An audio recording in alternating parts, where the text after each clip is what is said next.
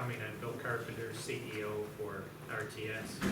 Today marks an important day for Reimaigne and RTS. It's a day we have the completed work for a Mark consultant, transportation management and design.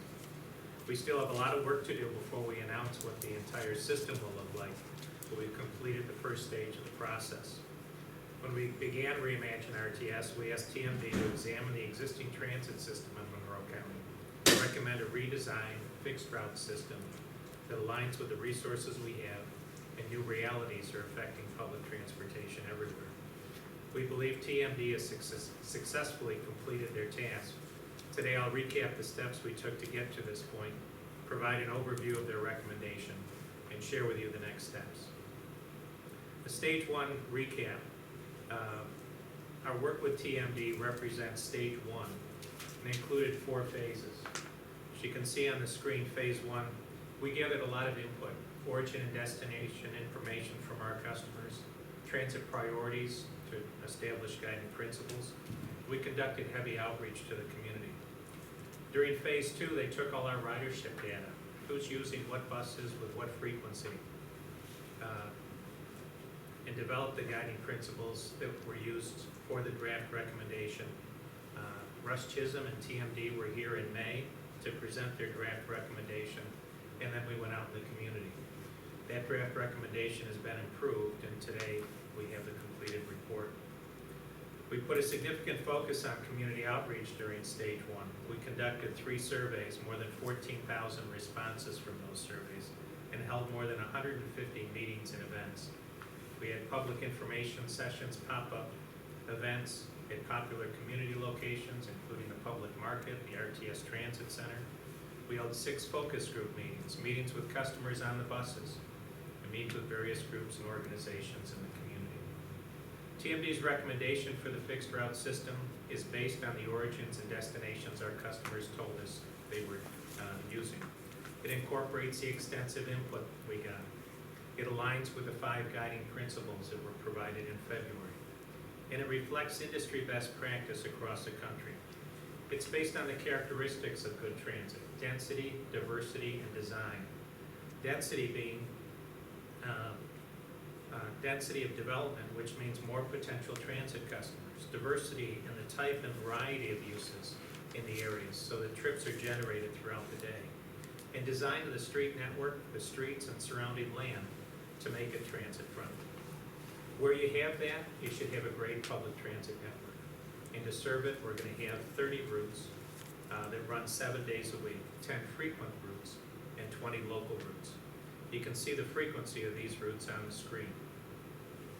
The frequent routes will run 15 minutes throughout the day from 6 a.m. to 6 p.m. The local routes run 30 minutes during the day from 6 a.m. to 6 p.m. Greatly improving the ability for people to get around our community. These routes will also run the same places 7 days a week. It's a big improvement or enhancement on our current system where we have some routes only going places 5 days a week. If you count on the bus on Monday, you can count on the bus for Saturday and Sunday. TMD's recommendation is similar to the draft we shared with you in May with a few improvements. The orange lines on the map are the 10 frequent routes. The blue lines are the local routes. The routes highlighted in light blue are crosstown routes. The locations identified with green dots on the map are community mobility zones, and I'll speak a little bit more about those shortly. The blue dots are locations where we expect people will transfer from one mode of transportation to our system or switch from one bus to another. And so we need some infrastructure to make that comfortable for everyone. Some of the improvements in the network that from the draft plan include the Route 10 Dewey's been altered from the draft to create a crosstown type route. Instead of going from Lyle to State Street off Dewey, it'll go from Dewey at Lyle to Broad, continue up to Main Street to make connections with a number of the buses on the west side, then finish its route at the transit side. The Route 3 Lyle, we had a short line going from Whiteman's on Lyle to the transit center. That route will now instead cross over at Upper Falls Boulevard in Portland, creating a crosstown route that runs parallel to the one we have on the north side of the city.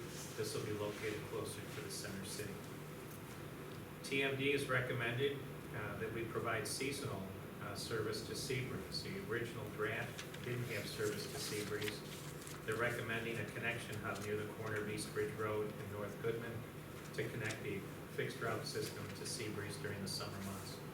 They've also added a connection hub near Pittsford Plaza and a community mobility zone in the southeast part of the county.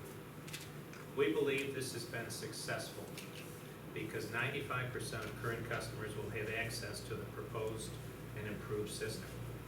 64% of current customers will have access to the frequent network, 15-minute service, no longer having to build their life around the schedule of being able to go out, very soon there'll be another bus. A third of all jobs in the county are accessible by the frequent network, and 3 new connection routes will improve access and connectivity across the community.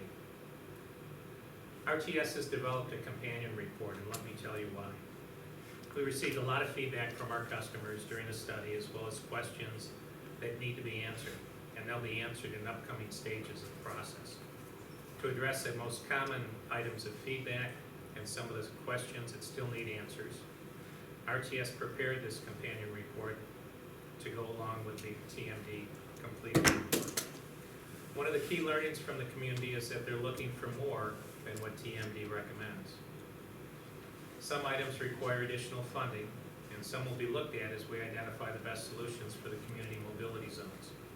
Items the community wants added when funding is available include more routes added to the frequent network, adding more frequency during the week in the evenings and on the weekends, and extending the end time of service each day from midnight to 1 a.m. And as we study products for the community mobility zones, we'll look for a solution to address requests we heard. Added service for Brighton. Park and ride and commuter customers want additional service.